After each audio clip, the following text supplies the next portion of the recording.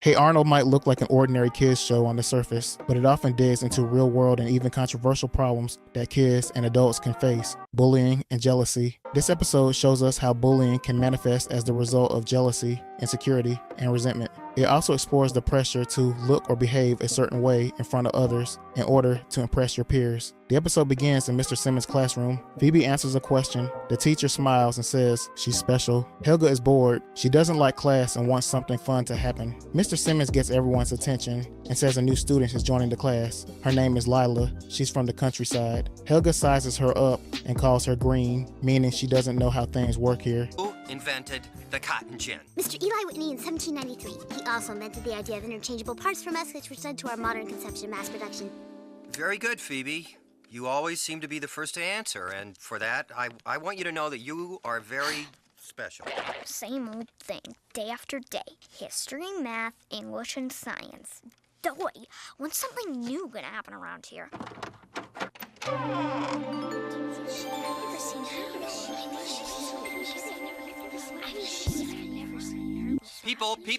People! I have an announcement to make. We have a new student joining our class. Her name is Lila, and she's just moved into town from the country. I'm sure you'll all make her feel welcome. Hello. I'm very glad to meet you and, to be in your class. Oh man, talk about green. It's recess and Helga notices Lila sitting alone, looking lost and a little nervous. Helga and the others come up to her and ask what her deal is. Lila explains she just moved from Pleasantville, a quiet farm town. It's her first time in the city and she doesn't know anyone. Helga cuts her off mid-sentence and says she and her friends will teach Lila the rules. Her words sound reassuring but feel a little threatening, hinting that Lila might face tough times fitting in if she doesn't rely on Helga and her friends. Helga says she and her friends run things at school. They each have their own space, and Helga tells Lila she has a lot to learn if she wants to fit in. Look at her sitting all by herself. She has no idea what to do or how to act or do anything. Well, I guess we're just gonna have to take her under our wing and teach her the ropes. What's your deal? Well, we just moved here from Pleasantville. That's a farm community. It's my first time in the city, and I don't know anyone at all. Yeah, okay, look, you're new, so let me explain a few things to you. You've got a lot to learn, Lila. We run things around here. Me, Rhonda, Phoebe, and all the other girls. We all get our own territory cut out for us. If you want to fit in, you better learn the ropes. Well, I sure do want to fit in. Gosh, I just want to so much. Hold the phone, sister. Sure you want to fit in, but nobody fits in just like that. Fitting in takes time, it takes finesse, it takes figuring out the who, what's, why's, whens, and wherefores. You gotta crawl before you walk, and you gotta walk before you run. You follow me, Lulu? Lila. Whatever. Well, gee, I'm sure willing to learn. That's a start, but only a start. The start of a long, hard road. Look, Lila, the girls and I want to help you, but you gotta understand, it's gonna take time for you to get the hang of this place. And a lot longer to make any real good friends. 2 years, one if you're lucky. Hi, Lila. Want to play kickball with us? Sure. Poor kid. In class, Phoebe shows Lila where she keeps her highlighters, urging her to be patient and stay organized. When Mr. Simmons asks who invented the telegraph, Lila answers correctly, beating Phoebe, who is surprised and stumbles over her words. Later, Lila shows off a new outfit she made herself. It catches everyone's attention. The 6th grade girls say it's beautiful, and Lila smiles proudly while unknowingly angering Rhonda. At lunch, Lila thanks the lunch lady for the food, even the mystery meat, and she offers her extra dessert for her kind words. This is where I keep my highlighters. Don't worry, you'll get organized eventually. Just be patient. Who can tell me the inventor of the telegraph? Samuel Morse in 1840. Very good, Lila. Huh? But I knew that. Wait till the 6th grade girls see my new outfit. I just know they'll be impressed. Oh, what a beautiful ensemble. Oh, thank you. It emphasizes the girl, not the dress. Thanks. I actually made it myself. I can't believe it. Don't eat that or that, and whatever you do, stay away from the mystery meat. Oh, I'm sure it's delicious. Well, thank you. Lila. Lila, finally a little appreciation around here. Listen, you don't want to get too chummy with the lunch ladies. They'll turn on you. You can take an extra dessert anytime you want, honey. Lila's only been here a few days, yet she's winning over everyone around her, which clearly angers the other girls. Outside during recess, Helga and the others are watching her from afar. Helga calls Lila Little Miss Perfect, clearly irritated. Lila's kindness starts to change the feel of the school, causing tension among the girls who thought they were in charge. Helga huddles up with Rhonda and the rest of the girls, determined to dim Lila's shine. Look at her. She's here 2 days. It's like she runs the place. Who does she think she is, anyway? Little Miss Perfect. And then she said, whatever you do, don't smell that cow. She sure is nice. And a real snappy dresser. I think I'm in love. Don't worry, we'll fix her wagon. By the time we get through with her, she won't be Little Miss Perfect no more. Okay, let's work on it. The girls begin to plan pranks. Their first plan is a mess. A big pile of kiwi-flavored Jell-O meant to splash on and embarrass Lila. But Mr. Simmons comes along and tells Lila her locker's been moved closer to class. A kind gesture, but one that ruins their plan. The prank goes horribly wrong and splashes a different person named Big Patty. Next, they mess with Lila's lunch, adding rubber meat, sour pickle juice, and a fake wax apple. They laugh, thinking Lila will be embarrassed, but the prank fails again, and Big Patty ends up the victim yet again. This'll be great. 16 pounds of kiwi Jell-O. She wants extra dessert? She's gonna get extra dessert. Shh, here she comes.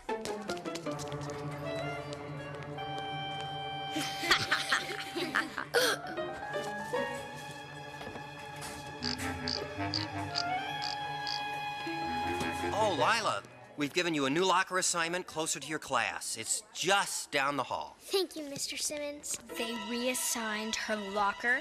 If she's got a new locker, then who's got her old locker?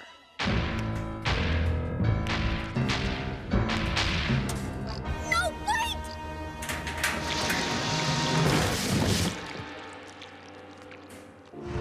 It was a joke, a gag, a wacky little prank.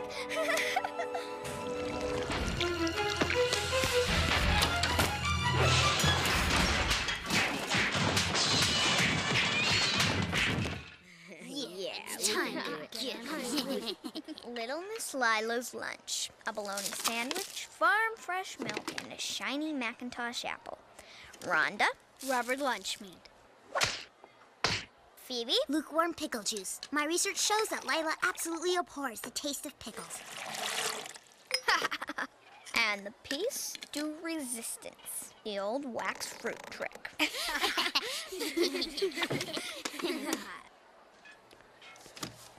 I've got a bologna sandwich, milk, and a Macintosh apple. What do you have? A cucumber sandwich, vegetable crudités, and a mango guava spritzer. Would you like to trade? Sure. I'll get us some napkins.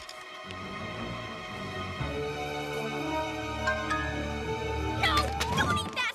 Why not? Because it's rubber bologna and pickle juice and wax fruit. Did you do this? Me? No, why would I do that to you? I mean, you're so big and powerful, and I'm so small and dainty. In the broom closet, right? Helga and the others' determination to bring down Lila doesn't fade despite their earlier failures. They plan one final prank, their biggest one yet. In the noisy cafeteria, Helga tricks Lila into sitting at a special table. Rhonda waits nearby, ready to pull a string that unhooks a corner of the table where Lila sits. The trap springs, and a tray loaded with slimy spinach and stinky rotten fish crashes down on Lila. The cafeteria erupts in laughter, every student pointing and giggling as Lila stands there frozen, covered in green muck and foul-smelling fish. Unable to bear the stares, Lila runs out of the cafeteria. Hi, Lila. I saved a seat especially for you. Thanks, Helga. Hey, what are friends for? Here you go, Lila. Why, thank you ever so much. You're welcome. The eagle has landed. Check.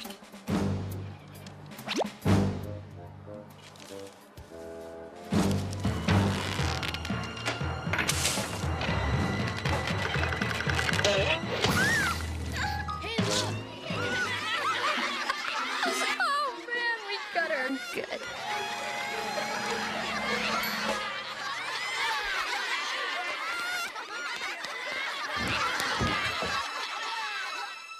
The scene shifts to Lila at home, where she's sitting quietly at the dinner table with her dad. He notices the quietness in her voice and gently asks if something's wrong. Lila says she's okay, but the weight in her voice tells a different story. You know, Lila, this meat substitute tastes almost like the real thing, doesn't it? Mm-hmm. Well, you sure are quiet tonight. Something wrong? No, Daddy, I'm okay.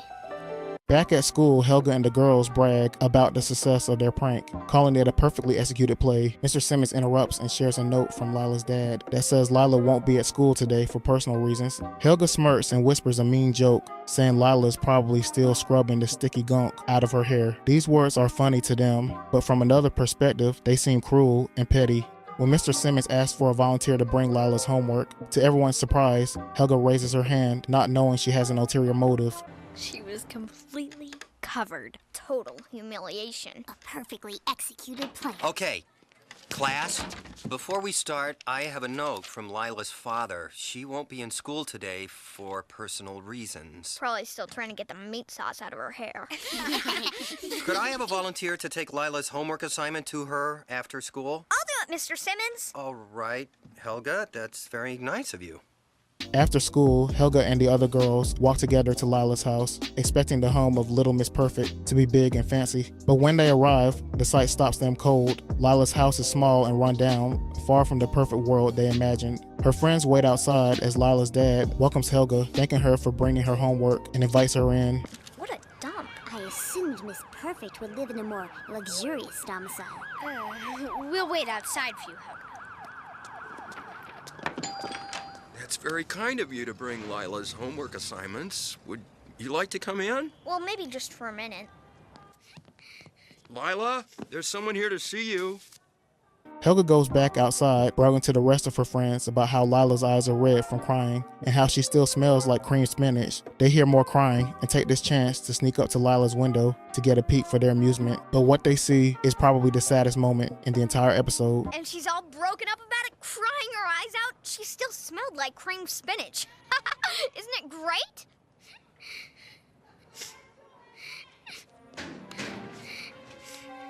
I never want to go back to school again. All I ever wanted to do is fit in and make friends. I just wanted them to like me. Oh, don't worry, honey. Hey, any minute now, my new job's gonna come through and then... Hello? Yes, Mr. Mitchell, What's that? I didn't get the job. Well, thanks anyway. Goodbye. Don't worry about dinner, Daddy. We've still got one can of beans left in the fridge. No, we don't. I ate them for lunch. There, Daddy. Helga and the others feel awful as they see Lila's real life. Lila's mom doesn't appear to be around. It's just her and her dad. They're living in a small old house where the walls are peeling and the floor creaks. It's nothing like the nice home Helga and the girls imagined. There's not much food, and Mr. Sawyer's having a hard time finding a job. He keeps sending out job applications, but the answers are always no. Lila tries to stay strong, but money is tight, and their future is unsure. The empty kitchen and the worry on her dad's face show how tough things are. On top of that, she's being bullied at her new school. All she wanted was to fit in and make friends. She's just a new girl trying to find her place in a city she's not used to. Now Helga and the girls don't see Lila as a rival. They see her as a girl going through real struggles who's just trying to fit in. What are we? Animals? How could we treat her like that? How could we be so mean? The poor kid lying in there scared and miserable. And it's all our fault. Helga. She wasn't so bad. She was just trying to be nice. And she just wanted to fit in. Helga. And we tormented her and dumped her. Helga! Sorry, but you were getting hysterical. Thanks, Phoebe. Listen, we gotta do something. We gotta make it up to Lila. Helga and the girls stand in front of Lila with a serious look on their faces. Helga speaks first and says they're sorry for the mean pranks. They admit they meant to hurt Lila at first, but now they feel awful about it. Phoebe explains that their actions came from their own worries about not being good enough. Together, they ask Lila to forgive them and hope they can start fresh as friends. Lila listens and accepts their apology. She says all she ever wanted was to be friends. She forgives them, and the girls share a warm group hug. Just then, the phone rings. Lila's dad answers, and his face lights up with joy. A job that once turned him down now wants to hire him. So, what we came to say is, sorry, Lila. We didn't mean to hurt you. Well, actually we did. But afterwards we felt really bad about it. Yeah, we're sorry. Our actions were petty and most likely motivated by deep-seated insecurities within ourselves. So, if you can find it in your heart to forgive us, maybe we could start over and be friends. What do you say? That's all I ever wanted in the first place. I forgive you. Come on, girls. Group hug. Hello? Yes, Mr. Mitchell. You changed your mind. I got the job? That's great! Lila! I got the job! That's great, Daddy! And then she said, whatever you do, don't sell that goat. Well, everything's back to normal. She's Little Miss Perfect again. She's funny and smart and pretty and popular. And you know what the worst part is? I like her. Yeah, me too. This episode shows how hard it can be to be the new kid and how much bullying can hurt. Lila comes from a quiet farm town, and all she wants is to fit in and make friends at her new city school. She's just trying to find her place in a world that feels so different from home. Helga and her friends felt jealous and even threatened by Lila's kindness and charm, so they teased her, called her Little Miss Perfect, and played pranks on her. But what they didn't see was the struggle behind her smile. Lila lives in a small, worn-down house with no mom around and barely enough food for her and her dad. They thought she had a perfect life, but really, she was facing tough times. This episode reminds us how easy it is to judge someone without knowing their story. Lila's wish for friendship was honest and sincere, which made the bullying hurt even more. Behind her smile was just a girl who wanted to belong. Tell me what you think of this episode, and don't forget to like and subscribe.